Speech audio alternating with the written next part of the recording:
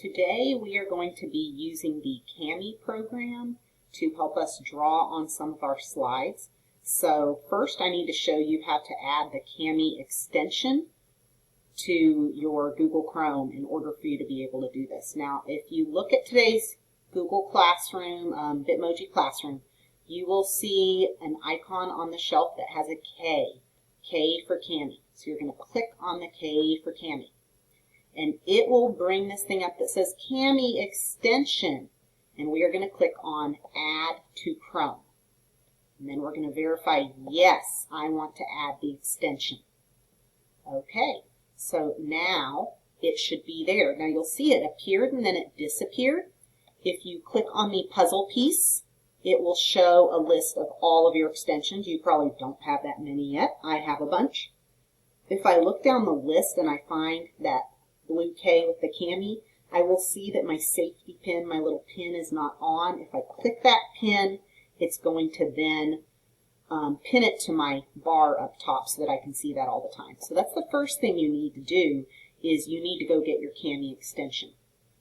Then when you go into your Google Classroom today, in the assignment it is going to have something that says Kami, and when you click on it, you're going to tell it that you want it to open it with Kami.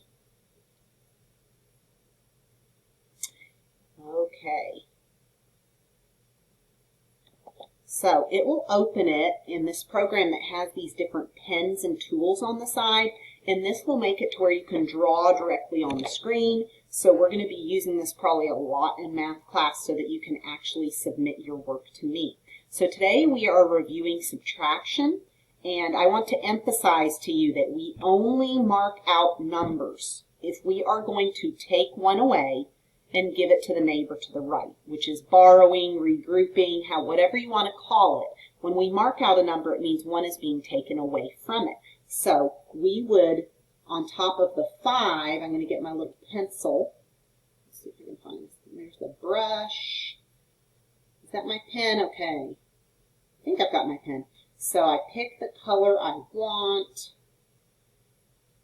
Okay, and on top of that 5, if I took one away, it would become a 4. And I don't know if it'll let me draw on it while I'm recording myself. I'm trying.